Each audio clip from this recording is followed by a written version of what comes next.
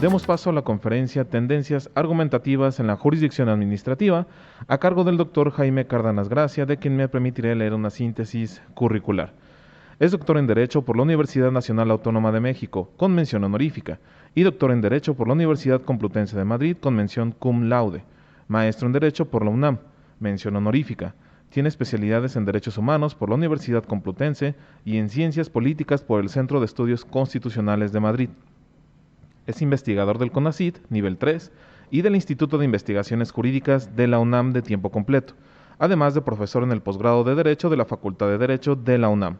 Autor de diversas obras sobre teoría del derecho, argumentación jurídica, derecho constitucional y ciencia política. Ha ocupado cargos públicos en el ámbito electoral, judicial y legislativo. Fue diputado constituyente de la Ciudad de México de los años 2016 a 2017. Participa en asociaciones latinoamericanas en favor de un constitucionalismo democrático. Fue invitado como experto del grupo internacional que revisó los insumos técnicos que apoyaron la instalación de la Asamblea Constituyente en Bolivia en el año 2006. Ha sido Visiting Fellow de la Universidad de Yale y Visiting Research en la Universidad de Georgetown. En sus últimas publicaciones ha abundado sobre las transformaciones en la cultura jurídica nacional. Actualmente es observador internacional del proceso constituyente en Chile en curso. Doctor Jaime Cárdenas Gracia, bienvenido.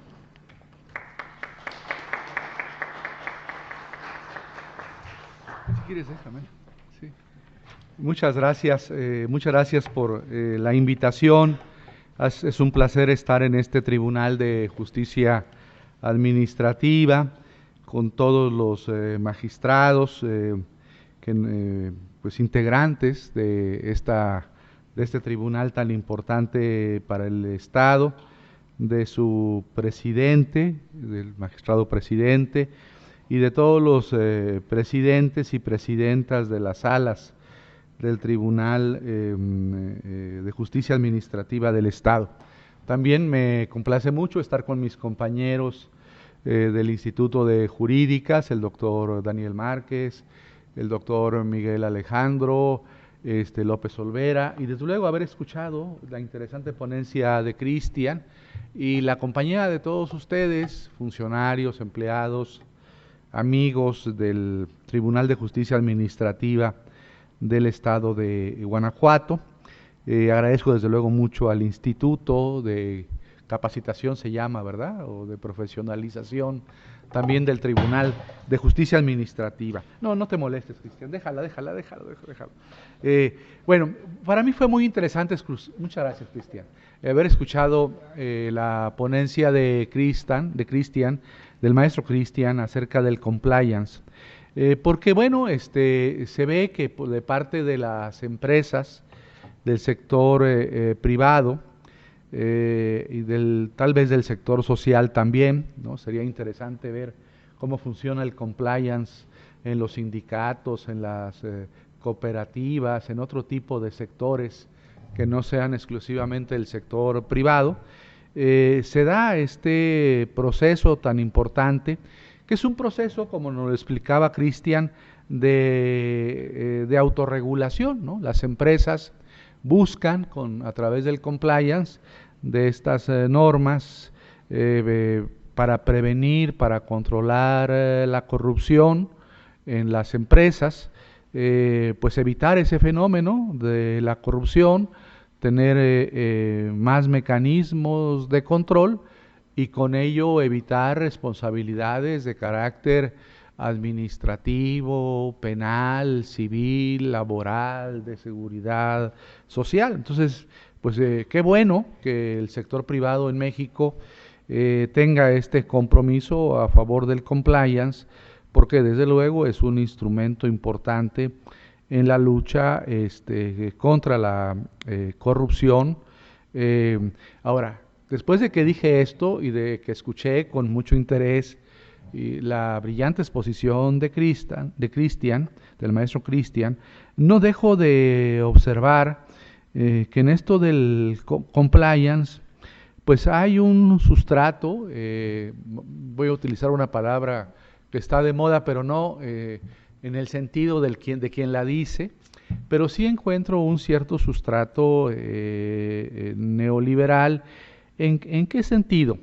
Bueno, es evidente que el sector empresarial, el sector privado, como nos lo dijo textualmente Cristian, busca blindarse, busca tener un escudo para limitar sus responsabilidades, observando una serie de reglas, de principios que establezcan una mejor organización interna de carácter administrativo, financiero, una mayor eficiencia, una mayor eficacia. Y desde luego este compliance tiene una respuesta en el orden jurídico nacional y supranacional, como él explicó, tanto en la Ley General de Responsabilidades Administrativas, como en el Código Nacional de Procedimientos Penales y en los acuerdos internacionales o tratados que ha ratificado nuestro país, ¿no? Por ejemplo, el último en el TEMEC, ¿no? En el capítulo 27 del TEMEC, donde están establecidas esas reglas o principios fundamentales para el compliance en las empresas. Dicho lo anterior, eso no significa que estos mecanismos de compliance van a sustituir o evitar, desde luego, la regulación del Estado, del orden jurídico nacional. Mi punto de vista sobre el compliance no es contrario ni negativo. Yo creo que o todos deberíamos estar a favor de ello, porque desde luego con esto se mejora o se fortalece la calidad empresarial en México, pero que eso no signifique que las empresas van a tener una facultad de autorregulación que va a impedir o que impida que los instrumentos jurídicos coactivos del Estado intervengan en el funcionamiento de las empresas y desde luego en el establecimiento de las responsabilidades. Entonces, este tema del compliance, como se dijo aquí, yo voy a tratarlo de ver desde el punto de vista de la argumentación jurídica, de la interpretación del derecho, pero déjenme, antes de ver esa parte, que al cabo tengo, no me pusieron el reloj, ¿no? del tiempo, al final lo van poniendo, ¿verdad? Porque no sé a qué hora empecé. Sí, ya me lo pusieron. Ah, bueno, ya tengo 34 minutos todavía. Lo importante es verlo también desde el punto de vista pues del modelo de derecho, del modelo de Estado, del modelo de constitución y desde luego desde el punto de vista del modelo económico prevaleciente en una sociedad y en un Estado. Modelo de derecho, ¿a qué me refiero? Todos nosotros sabemos, casi todos los que estamos aquí en este auditorio somos abogadas, abogados, juristas. Sabemos que hay grandes modelos jurídicos, ¿no?, que inspiran el derecho positivo de cada nación, ¿no? El llamado modelo jurídico positivista, el modelo realista, el modelo justnaturalista, las teorías críticas, entre otros modelos de derecho, ¿no? En el modelo positivista, y desde el punto de vista de la interpretación y la argumentación de las reglas y de los principios del compliance, ¿cómo se entiende eso? Bueno, Cristian creo que lo explicó muy bien. Las empresas cumplen o no cumplen, ya sea con intención o porque los coaccionan a cumplir, porque el orden jurídico los obliga a cumplir, cumplen con esas reglas y esos principios. Y si cumplen con esas reglas y esos principios, hay determinadas consecuencias, determinados beneficios, si cumplen, ¿no?, jurídicos y de otro tipo, y si no cumplen, pues también hay otro tipo de consecuencias. Es decir, en el modelo de derecho positivista, pues se trata de que se cumplan esas reglas y principios del compliance y se sepa muy bien cuáles serán las consecuencias jurídicas en caso de cumplimiento y en caso de no cumplimiento. En el caso del realismo jurídico, que es una forma de ver el derecho no positivista, ahí lo importante tiene que ver con la cultura, con la vida en la sociedad. ¿Por qué en ciertas sociedades este tipo de autorregulaciones, llamada en el caso de lo que trata este seminario del compliance, por qué se desarrollan y en otras sociedades no se desarrollan? ¿Tendrá esto que ver con el nivel de evolución económica, de evolución social y cultural de una sociedad? ¿Por qué, por ejemplo, en los países nórdicos el compliance tiene una mayor realización que en los países latinoamericanos? La respuesta puede ser pues obvia o inmediata, es que esos países son más desarrollados que nosotros, y como nosotros somos subdesarrollados, entonces hasta en las últimas décadas este tema del compliance ha ingresado en la deliberación pública del país. Pero desde mi punto de vista, no creo que solamente tenga que ver con los niveles del desarrollo económico o socioeconómico en las naciones, sino tiene que ver sobre todo pues con ciertos elementos de la cultura de la sociedad. Seguramente si comparáramos distintos países de desarrollo económico y político similar al de México, encontraríamos que en ciertas sociedades latinoamericanas se observan en mayor medida las reglas de compliance que en otras. Tal vez en sociedades como Chile, por ejemplo, donde acabo de estar, o en Costa Rica, son sociedades similares a la nuestra en cuanto al desarrollo económico, en cuanto a los niveles educativos, formales, ¿no? De escolaridad de la sociedad. Seguramente en algunas sociedades de Latinoamérica hay mayor cumplimiento del compliance, y en otras sociedades de América Latina de igual desarrollo económico hay menos acatamiento a los principios y a las reglas del compliance. ¿A qué se debe eso? Pues yo creo que eso tiene que ver, desde luego, con la historia de cada nación, con el tipo de régimen político, si es más democrático, menos democrático, si es más pluralista, menos pluralista. Tiene que ver también con las actitudes de la población sobre la obediencia al derecho o al sistema jurídico o a la desobediencia.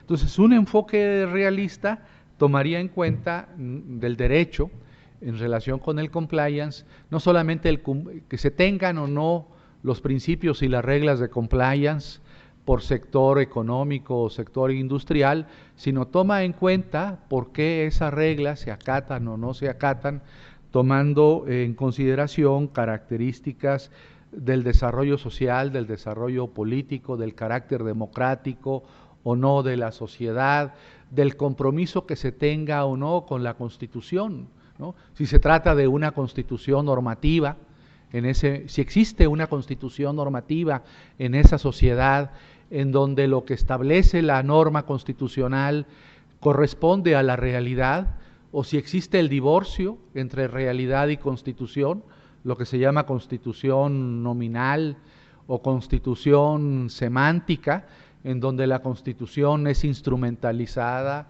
a favor de un grupo social o político. Todo eso es importante.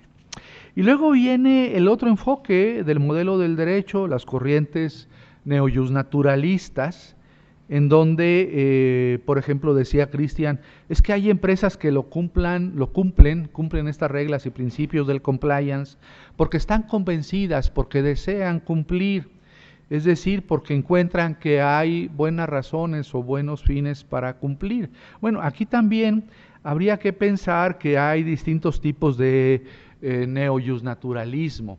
Es decir, sí, algunas empresas cumplen o no con estas reglas y principios del compliance por una razón moral por ejemplo, de hacer bien al prójimo, ¿no? en una concepción individualista, pero hay otras que quieren cumplir con estas reglas del compliance y principios por una razón más bien de justicia social, de distribución de la riqueza. ¿De qué se trata? ¿De qué tipo de deseo o de voluntariedad existe para cumplir con las reglas o no del compliance? Es una razón individualista, egoísta, para quedar bien frente a la sociedad, frente a los medios, frente a otras empresas, frente al sector transnacional, o se hace por razones de justicia social en aras de distribuir mejor la riqueza en una sociedad.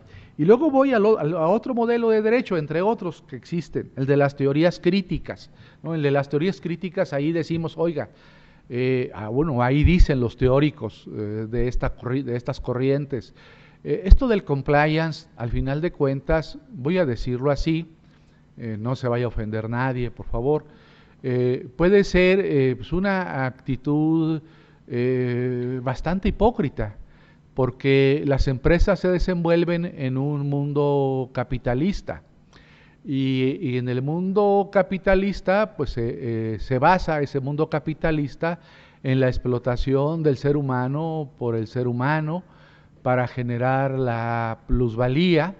Las grandes empresas mundiales, las más importantes, piensen por ejemplo en las empresas mineras, son empresas extractivistas. En México, por ejemplo, el compliance que debería existir en materia de minería no existe porque se permite la minería a cielo abierto, que es una de las minerías, de los esquemas mineros más contaminantes del mundo, en donde se causa daño al medio ambiente, se causa daño a la salud de los trabajadores y de las comunidades colindantes con la mina a cielo abierto, se vulneran los derechos de los pueblos originarios porque no se les consulta en los términos del convenio 169 de la OIT. Entonces alguien podría decir, esto del compliance es realmente hipocresía. Las grandes empresas transnacionales y nacionales, por ejemplo las empresas mineras o las empresas de inteligencia artificial, pues son empresas que explotan, que vulneran gravemente los derechos humanos de las personas, que vulneran los derechos de la naturaleza, los derechos humanos al medio ambiente, a la salud, y desde luego que incurren en tremendos actos de corrupción. Hasta hace pocos años, por ejemplo en México, en materia minera, hablando de la materia de minería, que es tan importante en Guanajuato, ¿no? Históricamente, pues ustedes saben, hubo una reforma, creo, después en el 2013 o 2014, que incrementó la tributación que tenían que pagar las empresas mineras por las concesiones. Antes de ese año, ¿saben cuánto pagaba una empresa minera en México por hectárea concesionada? 5 pesos, 5 pesos por hectárea concesionada. Aún hoy en día las regalías que se pagan y de acuerdo a la Ley Federal de Derechos por la explotación minera son ínfimas y no benefician a las comunidades, ni a los municipios, ni a los estados. La recaudación de los derechos mineros es fundamentalmente o preponderantemente de carácter federal. ¿Qué decir respecto al modelo de Estado? Bueno, respecto al modelo de Estado, ya hablé de los modelos de derecho, ahora voy a hablar un poco de los modelos de Estado. Pues tenemos el modelo de Estado del bienestar, que es el modelo que existió en México formalmente hasta los años 70 o 80 del siglo pasado, que era un modelo centrado en el poder del Ejecutivo, que le daba al Ejecutivo un gran poder para determinar contratos, licencias, concesiones, donde tenía gran importancia toda la regulación administrativa, que a veces esa regulación administrativa sustituía o iba más allá de la ley, pues era un modelo donde, en el caso mexicano, en donde el señor presidente, parece que estamos regresando otra vez a esos tiempos, pues decidía casi completamente todo, ¿no? Entonces, en ese modelo, lo importante, por ejemplo, para los empresarios nacionales y extranjeros de nuestro país, era tener una buena relación con el ejecutivo en turno para que prosperaran los negocios sin hacer ningún caso a reglas o principios de compliance, entre otras cosas porque ni siquiera se conocían en México, como ya nos ha explicado Cristian. Estos comenzaron a conocerse a partir del siglo XXI.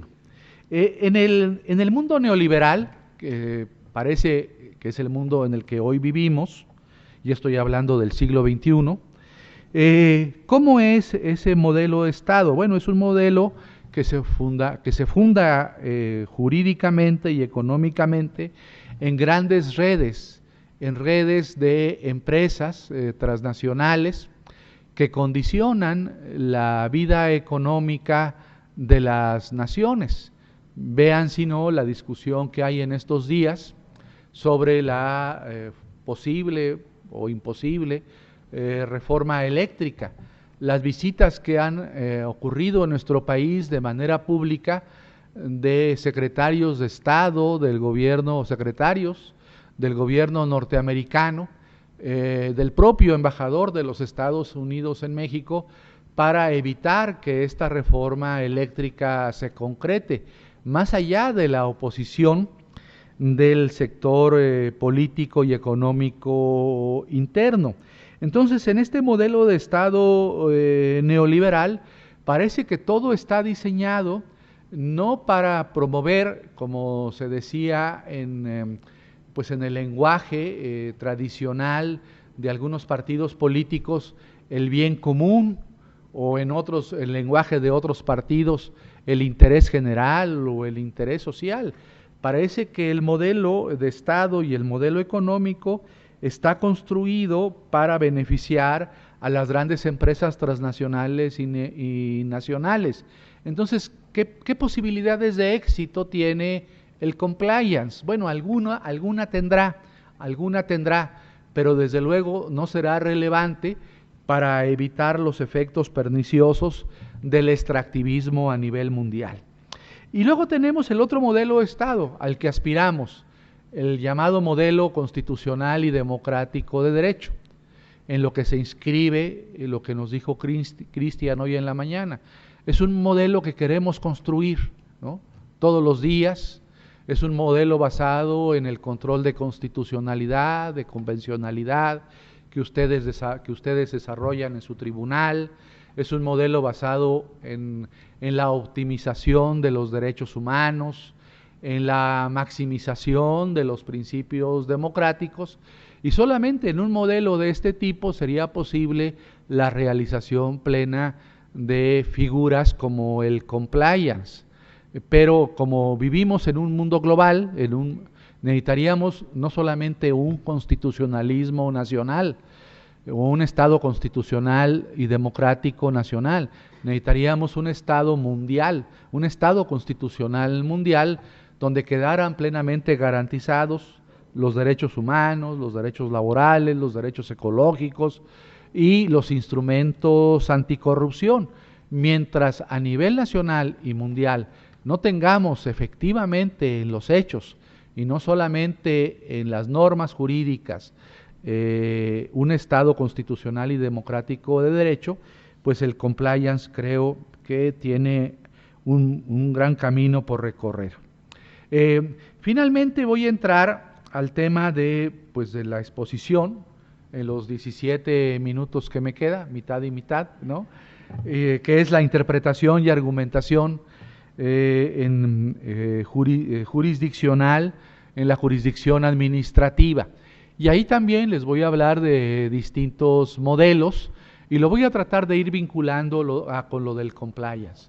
Yo encuentro que hay al menos, hay muchas teorías, los que han tomado algún curso de argumentación jurídica lo saben, hay muchas teorías de la argumentación jurídica en las universidades donde se enseña esta materia, pues se ven a teóricos, estudian a teóricos como a Fibeck, a Perelman, a Toulmin, a McCormick, a Robert Alexy, se estudia desde luego a Aulis Arnio, a Alex Pesenik, a Baluchou, bueno, en el mundo hispano a Manuel Atienza, entre otros, ¿no? A Ronald Dworkin, en el mundo anglosajón. En fin, hay grandes teorías de la argumentación, pero yo las voy a tratar de englobar también, como lo que dije antes acerca de modelos de Estado, de Derecho, en relación al compliance, vincularlas a corrientes jurídicas argumentativas. La primera de ellas sería la corriente racionalista.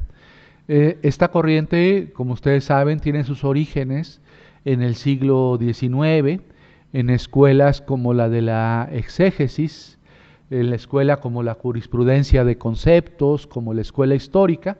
Estas escuelas del XIX, que queda todavía algo de ellas en nuestro mundo, en nuestra época, pues pensaban que el sistema jurídico era un sistema completo, pleno, sin lagunas, era un sistema coherente, sin antinomias, era un sistema, bueno, era un ordenamiento, había un ordenamiento jurídico sistemático. Entonces, cualquier problema que presentaba la realidad, en el caso del compliance, cualquier problema, ¿no?, de falta de control o de mala organización de una empresa, pues voy a la lista de reglas y de principios y digo, aquí está la solución, y entonces construyo un razonamiento jurídico deductivo, un silogismo, una subsunción, y obtengo una conclusión. Esta empresa no sigue tal regla del compliance, por lo tanto, esta empresa está incumpliendo, o esta regla, o esta empresa sí está cumpliendo con tal regla o con tal principio. Desde luego, Cristian lo sabe, que elaborar unas reglas completas sobre el compliance para todas las empresas, para la diversidad de empresas, de sectores económicos, de distintos niveles de riesgo en las empresas, es casi una tarea imposible. Necesitaríamos tener una supercomputadora con la inteligencia artificial más desarrollada, en donde pudieran caber todas las reglas y principios del compliance para que ante algún problema o alguna deficiencia organizativa, de control o de corrupción en esa empresa, pudiésemos encontrar en esa lista de reglas, en ese catálogo de reglas y de principios, la solución correcta. Ese es el modelo racionalista ideal, que es un modelo que hoy no existe, porque no hay capacidad ni inteligencia humana que sea capaz de brindarnos todas las respuestas a los problemas que plantea la realidad. El otro modelo es el opuesto, ¿no? Bueno, este modelo podría ser realidad en el futuro, en un futuro utópico, en donde los sistemas de inteligencia artificial se desarrollaran y entonces tuviésemos en un gran código, en un cuerpo de leyes, todas las normas, todas las reglas, todos los principios que nos permitieran encontrar la solución. Los magistrados y los secretarios del tribunal saben perfectamente, los proyectistas, los secretarios de Estoy Cuenta, saben que no existe por el momento ningún código, ninguna ley, ningún ordenamiento que tenga ese nivel de plenitud y ese nivel de coherencia, y que existen indeterminaciones, textura abierta en el derecho, zonas de penumbra que no se pueden resolver acudiendo a la regla y aplicándola mecánicamente al caso concreto. El otro modelo, el segundo modelo, es el modelo contrario, el llamado modelo irracionalista, en donde, bueno, ante la desesperación de no encontrar un modelo completo de reglas, de principios, entonces decimos, no, pues que el tribunal resuelva, que el juez resuelva. ¿Y cómo va a resolver? Pues que resuelva con su subjetividad, a partir de su criterio, o para decirlo más suave, con su discrecionalidad, ¿no? Entonces, de manera discrecional, los tribunales, los jueces, van colmando las lagunas, van resolviendo las incoherencias jurídicas, van atendiendo antinomias jurídicas, tomando en cuenta ciertos estándares, ciertos criterios, pero donde es muy importante los niveles de discrecionalidad en la decisión. Esto pues tiene mucho de realidad. este modelo irracionalista o arracionalista que deriva de las teorías de Hans Kelsen, de Al Ross y de otros teóricos del derecho, tiene mucho de vigencia en el mundo que vivimos. Un tercer modelo es el modelo, me lo mencioné algo cuando hablaba de las teorías críticas, que son teorías de origen marxista, de fundamento marxista, traídas al derecho. Le podemos llamar modelo político negativista. En este modelo, pues se considera que ningún sistema jurídico, porque como todos los sistemas jurídicos, incluyendo el compliance de las empresas, son instrumentos de los poderosos, son instrumentos de los que tienen el control de los mecanismos de la dominación política, económica, jurídica, social, pues todo el sistema jurídico está al servicio de ese sector que tiene el control y el dominio de la sociedad. Entonces, el derecho, la argumentación jurídica, la interpretación, está al servicio del statu quo, de mantener las condiciones establecidas en una sociedad, y bueno, hay dos posibilidades: o se denuncia que el sistema jurídico, y en este caso el mecanismo de compliance, es un instrumento de dominación que mantiene el status quo y que por lo tanto hay que tener otro tipo de derecho, un derecho alternativo, diferente, o aceptamos que eso no es posible y que el sistema jurídico siempre será un instrumento de dominación para favorecer a determinados grupos económicos y sociales. Un siguiente modelo, un cuarto modelo interpretativo, argumentativo, es el modelo inspirado en la teoría de Ronald Dworkin, el modelo del juez Hércules, que piensa que siempre es posible encontrar la regla, el principio jurídico adecuado, aún en el caso más difícil. Aún en el caso más difícil es posible encontrar la solución correcta. En un caso difícil solo existe una y solo una solución correcta. Hay que rechazar cualquier tipo de discrecionalidad judicial o administrativa, hay que estar en contra de ello. ¿Por qué dice esto Dworkin? Porque Dworkin pensó el derecho de una manera más amplia a lo que lo pensamos nosotros. Para nosotros el derecho es el derecho positivo, el derecho que está contemplado en leyes, que está contemplado en precedentes judiciales, en jurisprudencia, tal vez en doctrina, en normas administrativas, en reglas y principios de compliance. Pero Dworkin va más allá y dice, el derecho no solamente es eso.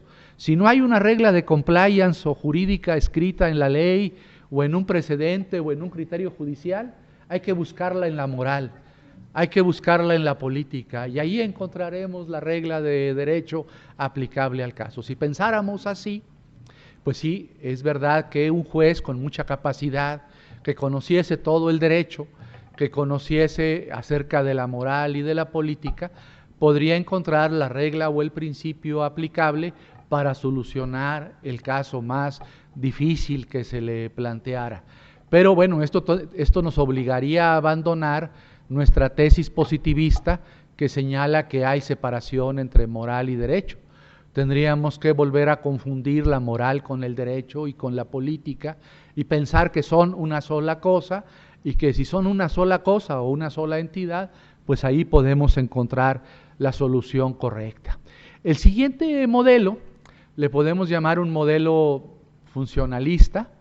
Es un modelo muy interesante, basado en la teoría jurídica, filosófica de Niklas Luhmann. Ese modelo dice que el derecho y todas las disposiciones que emanan del derecho forman parte de un sistema social. El derecho es un subsistema del sistema social. Ese sistema recibe inputs, recibe reclamos, exigencias, demandas, pretensiones de la sociedad, de los individuos, de las empresas, El sistema procesa esas reclamaciones, esas demandas, esas reivindicaciones y derivan resultados, derivan sentencias, derivan decretos, derivan reglamentos, leyes, reformas, y todo se hace con la finalidad de mantener en equilibrio el sistema, de mantener el statu quo. Pero ¿qué ocurre cuando ese sistema comienza, por ejemplo, en el caso de la ley minera? Disculpen que les hable tanto de la ley minera, pero acabo de hacer un trabajo sobre la ley minera, que es de 1992. Y traigo a la mente algo que decía Cristian. No es porque, perdón que te ponga de ejemplo, no te estoy objetando, sino tu exposición me está sirviendo de apoyo a lo que estoy diciendo. En la ley minera, es una ley espantosa, es una ley de 1992, se aprobó en el sexenio de Salinas de Gortari, permite eso que les digo de la minería a cielo abierto. Las concesiones pueden ser hasta por 50 años y se pueden prorrogar por una vez más.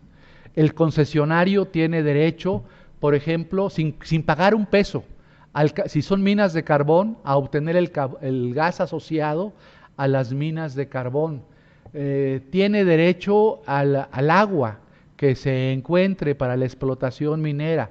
Tiene derecho a la ocupación temporal, tiene derecho a las servidumbres, pues tiene derecho casi como si fuera el propietario. La concesión casi es un título, ya sabemos que jurídicamente no es así desde el derecho administrativo, pero casi esa concesión minera es como un título de propiedad que le permite al concesionario hacer lo que quiera en los terrenos concesionados.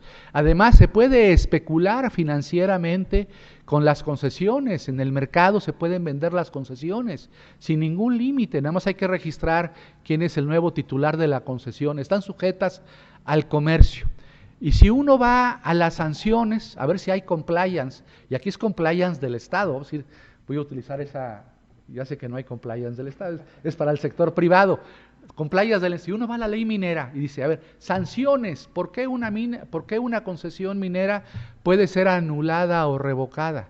Pues puede ser anulada o revocada, pues porque el que vendió la concesión no lo informó a la Dirección General de Minas, o por detalles así administrativos, pero no hay una sola falta que diga, la concesión minera puede ser revocada o anulada por vulneración a los derechos laborales de los trabajadores, o puede ser anulada o revocada por daños a la salud, o puede ser anulada o revocada por daños al medio ambiente.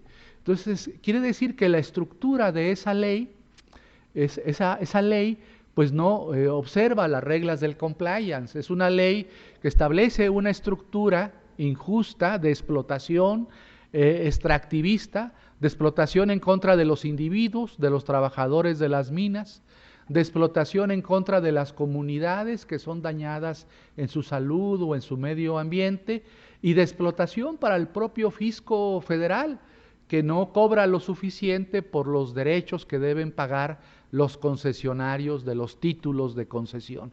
Entonces, imagínense que eso quiere decir entonces que el modelo funcionalista, del statu quo, de mantener el equilibrio, pues a veces no es conveniente, a veces es necesario cambiar el statu quo normativo, ¿no?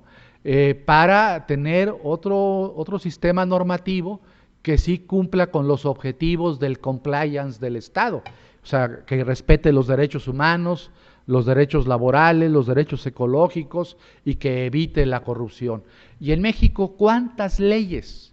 Sobre todo en todos los ámbitos, pero en el ámbito administrativo, ¿cuántas leyes, cuántos reglamentos, cuántas normas administrativas no observan los 4 principios del compliance que nos indicó Cristian?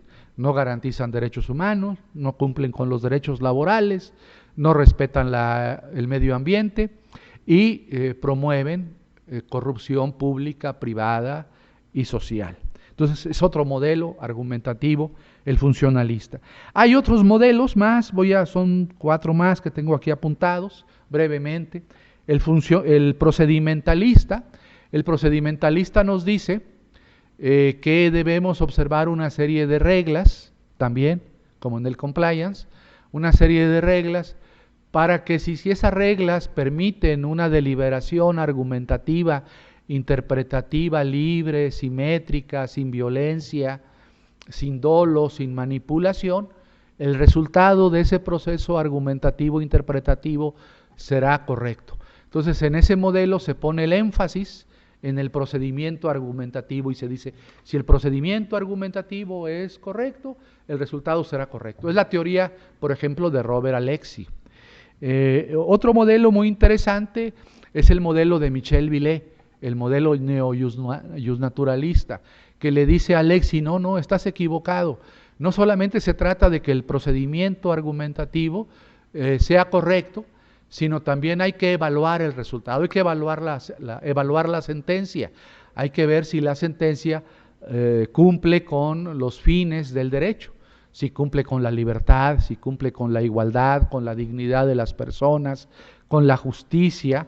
En fin, vamos a evaluar la sentencia, el resultado del procedimiento argumentativo y no solamente el procedimiento argumentativo. Finalmente, mis últimos dos modelos son el hermeneuta o el hermenéutico y el analítico. En el hermenéutico, lo importante del modelo es el contexto y el tema de los valores. Entender, volviendo a las reglas del compliance, o a cualquier norma jurídica, aunque no sea norma jurídica del Estado, ahí lo importante es entender que cualquier norma, que cualquier principio está situado en un contexto. Por un lado, el contexto del caso particular, pero también en el contexto social, económico, de un contexto más general. Entonces los hermeneutas dicen que todo texto se lee, se interpreta, se argumenta desde un contexto. ¿Cómo lograr un contexto o cómo tener un contexto? A veces eso no depende de nuestra voluntad. La empresa más deseosa de tener el mejor compliance de México tiene el mejor compliance de México, pero al final de cuentas no puede realizarlo porque su contexto social, económico y político se lo impide. La empresa quiere salvaguardar las reglas y los principios del compliance, pero el sector público le dice, ¿quieres contratar conmigo? Dame el 10% de comisión. Entonces, aunque la empresa quiera observar las reglas del compliance, no puede, porque el contexto se lo impide. Entonces no debemos olvidar, para que tengamos un compliance adecuado, que hay un contexto económico, un contexto político, un contexto jurídico, social, demográfico, etcétera, un contexto geopolítico que nos puede impedir la realización de las normas, aunque tengamos la mejor voluntad para que esas normas se realicen, se interpreten, se argumenten debidamente. Y finalmente, el último modelo, y ya con esto termino, es el modelo analítico, que es un modelo basado en el lenguaje. Es tratar de entender las reglas desde un punto de vista del lenguaje, como si el lenguaje fuese neutro y aséptico, como si el lenguaje no tuviera género. Las feministas lo saben, el lenguaje tiene género, como si el lenguaje no tuviese clase social, como si el lenguaje no fuese discriminador, como si el lenguaje no tuviese un momento cultural, un momento histórico, ¿no? Las personas de mi edad, yo creo que soy el más veterano de este auditorio, pues recordamos lo que significaban las palabras en nuestra época y cómo cambian las palabras simplemente por el paso de los años, ¿no? En mi época, por ejemplo, la palabra antro tenía un significado terrible, significaba algo así para la época, de mi época, como prostíbulo. Hoy en día un antro es una discoteca, ¿no? Es un lugar donde uno va a bailar y a conocer chicos y chicas, ¿no? Es un lugar bonito, ¿no? Es un antro. Y en mi época la palabra antro era una palabra espantosa, ¿no? Tenía una connotación muy negativa. ¿Cuántas palabras del pasado que ya no se escuchan o tenían una connotación muy negativa. Si ahora una pareja le dice a su otra pareja, viejo, vieja, así se decían mis padres, por ejemplo, con mucho cariño, hoy en día, bueno, mi hija saltaría, decía, eso es lenguaje de género, eso es incorrecto, estás actuando, es un lenguaje machista, es un lenguaje que discrimina a las personas adultas mayores, no se puede decir eso, en fin. Entonces, el problema de pensar que los temas argumentativos e interpretativos sobre las reglas jurídicas o sobre reglas del compliance o sobre cualquier tipo de regla o principio es un tema de lenguaje, es una idea equivocada. Los problemas de interpretación, para decirlo de una manera coloquial, no se resuelven con el diccionario, ¿no? Sí, el diccionario a veces ayuda, no digo que no ayude, pero no se resuelven con el diccionario. Los problemas de interpretación y de argumentación se resuelven tomando en cuenta muchos elementos culturales, históricos. Yo diría, para terminar, que una interpretación y argumentación es correcta en el plano de la jurisdicción administrativa, como en el plano en el ámbito del compliance, es cuando cumple 4 o 5 condiciones. Debe ser una interpretación normativa, debe tomar en cuenta las normas. Debe ser una interpretación y argumentación fáctica, los hechos y las pruebas. Debe ser una argumentación e interpretación lógica. ¿Qué tipo de lógica es la que estamos empleando? Lógica formal, silogismo, lógica material, lógica pragmática, deliberativa. Debe ser una argumentación e interpretación que tome en cuenta los fines del derecho, los fines del compliance, en fin. Y debe ser una argumentación consecuencialista, que tome en cuenta el contexto y las consecuencias que una decisión jurídica o una decisión administrativa va a tener en la sociedad. Yo creo que esa es la manera de entender la argumentación y la interpretación. En México, ¿qué tipo de interpretación y argumentación realizamos? Una interpretación y argumentación centrada en lo normativo, principalmente, menos en lo fáctico, a veces sí lo fáctico es importante, y en las pruebas, muy poco en lo lógico, no hay un razonamiento en los considerandos sobre el tipo de lógica que estamos empleando, qué tipo de argumento jurídico empleamos, si hay alguna falacia que detectamos en el escrito o en las alegaciones de las partes. La argumentación axiológica, qué fines, qué teleología, qué fines queremos perseguir o buscamos, qué bienes jurídicos tutelados buscamos con la resolución.